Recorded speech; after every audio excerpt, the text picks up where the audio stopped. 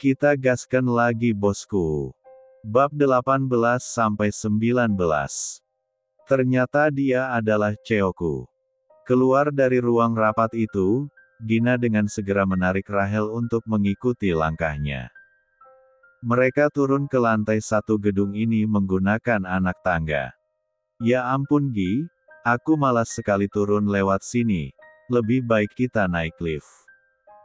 Gerutu Rahel. Baiklah, tapi kita harus bicara dulu. Bicara apa? Mereka menghentikan langkah, berada di dekat pintu masuk itu.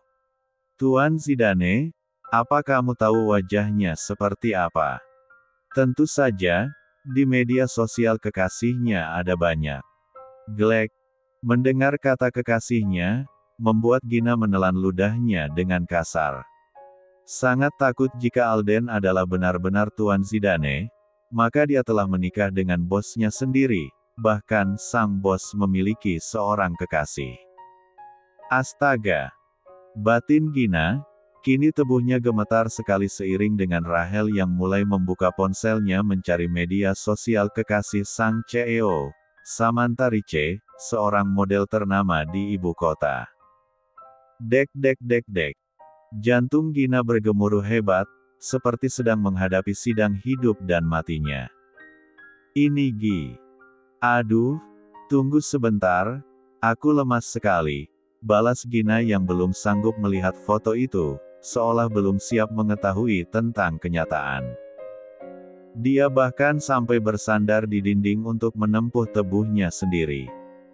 Dan melihat gelagat aneh sang sahabat, Rahel pun jadi bingung sendiri, sebenarnya apa yang sedang terjadi pada Gina. Kamu kenapa sih? Katanya mau lihat wajahnya Tuan Zidane, ini, banyak di sini. Tunggu sebentar, aku belum sanggup. Jawab Gina dengan nafas berat. Jangan lama-lama, nanti kita dicari Pak Herman. Pak Herman adalah atasan mereka, ketua tim OB dan OG. Dan mendengar nama Pak Herman disebut, seketika keberanian Gina bertambah sedikit. Dia coba kembali berdiri tegak dan siap menerima ponsel milik Rahel. Mana? Pinta Gina, lengkap dengan jantungnya yang bergemuruh hebat. Ini. Dek. Melihat wajah sang CEO, seketika kedua kaki Gina jadi lemah. Lagi-lagi dia ambruk dan tersandar di dinding, memegangi D4-nya sendiri yang bergemuruh. Astaga, batin Gina tidak menyangka takdir yang membelenggu hidupnya akan jadi serumit ini. Oh ya Tuhan, apa yang harus aku lakukan? Apa? Jin, Gina tersentak, tersadar dan menatap Rahel yang ada di hadapan. Kenapa? Kamu terlihat syok sekali melihat wajah Tuan Zidane. Gina terdiam 1000 bahasa, Elsa ludahnya mendadak beku sampai tak berucap meski hanya sepatah kata pun. Ternyata dia adalah Cheoku, batin Gina. Rahel yang tidak ingin mereka terlambat kembali ke ruangan pun, dengan segera menarik Gina untuk mengikuti langkahnya keluar dari sana. Mereka turun ke lantai 1 menggunakan lift, dan untunglah kedatangan mereka di sana tepat waktu. Setelahnya Gina dan Rahel berpisah menjalankan tugas masing-masing, membersihkan ruangan dan membantu tiap divisi yang membutuhkan bantuan mereka. Sepanjang hari Gina terus terdiam sampai membuat Rahel benar-benar merasa bingung dengan sang sahabat. Tiap kali ditanya Gina selalu diam, terus melamun dan sibuk dengan pikirannya sendiri. Di jam istirahat Gina tidak langsung makan siang, dia malah mengurung diri di toilet dan mencari semua informasi tentang hilangnya sang CEO. Ternyata di berbagai artikel banyak sekali informasi yang mengatakan bahwa hilangnya Zidane Harwell adalah sebuah konspirasi. Mengingat bahwa Zidane Harwell adalah salah satu pengusaha muda yang beberapa tahun terakhir menempati posisi pertama pengusaha muda terbaik. Ya Tuhan, aku tidak boleh diam saja, aku harus mengatakan tentang hal ini pada Nona Raisa. Tunggu, Nona Raisa baik atau tidak, bagaimana jika dia terlibat dalam konspirasi itu? Tidak, selama ini Nona Raisa tinggal di luar negeri, dia bahkan terpaksa ke sini dan menggantikan Tuan Zidane untuk mengisi kursi itu. Berarti dia benar-benar tidak ada hubungannya dengan konspirasi ini. Aduh, aku pusing sekali, siapa yang harus aku temui? Tuan Brian sang asisten, Nona Raisa sang kakak, Tuan Leon sang sahabat, atau Nona Samantha sang kekasih. Gina bingung sendiri. Bab 19. Dengan pikiran yang masih berkecamuk di dalam kepalanya, Gina pun akhirnya keluar dari dalam toilet. Dia merasa sangat bingung harus bagaimana, apalagi jika ingat malam itu Alden jatuh tak berdaya di rumahnya dalam keadaan babak belur. Jelas saja dia telah mengalami penganiayaan yang begitu hebat. Bukan kecelakaan yang terjadi tanpa sengaja. Kembali mengingat tentang malam itu, Gina menyadari satu hal, bahwa Alden pasti niat dibunuh oleh seseorang. Ya Tuhan, kenapa hidupku jadi seperti ini? Kenapa aku harus terlibat? Batin Gina, rasanya dia bahkan ingin menangis. Belum lagi rasa sayang di hatinya yang mulai tumbuh untuk Alden membuatnya tak bisa gegabah, tak ingin pria malang itu kembali jadi korban kejahatan. Lebih baik aku tunggu Alden sembuh dulu, baru mengatakan yang sebenarnya siapa dia. Ya, mungkin begitu lebih baik. Tapi bagaimana jika keluarganya mencemaskan dia?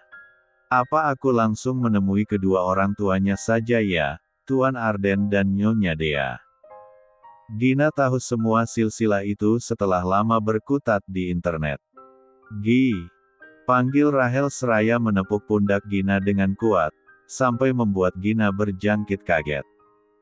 Astaga Rahel, kamu membuatku terkejut. Salah siapa menghilang di jam istirahat? Kamu sudah makan belum? Mereka bertemu di salah satu lorong kantor. Gina yang baru keluar dari toilet dan Rahel yang baru dari kantin. Belum. Kenapa? Nanti perutmu sakit lagi? Mana tahu kita kalau nanti tiba-tiba banyak pekerjaan. Aku sedang bingung. Apa yang kamu bingungkan? Tentang Tuan Zidane? Apa kamu tahu tentang masa lalunya? Keluarganya? Kekasihnya? Sahabatnya? Astaga! Ku kira kenapa. Saat itu juga Rahel menarik Gina untuk ke kantin, dia menemani sang sahabat makan siang. Sementara dia menceritakan tentang Zidane, dari gosip-gosip yang dia tahu selama bekerja di sini. Juga tentang kecelakaan itu dan semua pemberitaannya. Dengan berbisik, Rahel mengungkapkan kesimpulan dia di akhir cerita. Kurasa Tuan Leon lah yang sudah mencelakai Tuan Zidane, bagaimanapun kan perusahaan mereka bersaing, belum lagi beberapa orang sempat melihat kedekatan Tuan Leon dengan Nona Samantha. Glek, Gina menelan L1 dahnya kasar. Nyaris salah langkah ingin memberitahu Leon dan Samantha. Belum selesai mereka bicara, namun jam istirahat sudah habis. Selama bekerja Gina terus berpikir, sibuk memikirkan nasib sang bos. Sampai akhirnya di jam pulang kerja, dia telah memutuskan harus bagaimana. Tunggu Alden sembuh total, baru setelahnya aku akan menemui Tuan Arden dan Nyonya Dea langsung. Pasti kedua orang tuanya akan melindungi Alden. Mengenal sebagai Alden membuatnya canggung untuk memanggil Tuan Zidane. Jam 6 sore, Gina telah tiba di rumahnya. Membuka pintu yang tidak terkunci itu dan menatap sekeliling. Mencari di mana sang bos saat ini. Gina cukup terkejut saat melihat Alden keluar dari arah dapur. Kamu sudah pulang. Kenapa tidak bersuara? Ku kira maling. Tanya Alden bertubi-tubi. Belum sempat Gina menjawab pertanyaannya itu Alden sudah kembali bertanya, saat melihat Gina membawa banyak barang di kedua tangannya. Itu apa? Makanan? Tanya Alden lagi, seraya berjalan mendekat hingga berdiri di hadapan Gina. Alden mengambil 2 kantong belanjaan di kedua tangan sang istri. Kamu membeli daging, dan ini baju untukku. Tanya Alden lagi dan lagi, sementara Gina begitu gugup untuk menjawab. Setelah tahu jika Alden adalah bosnya, maka Gina akan bersikap baik pada pria ini.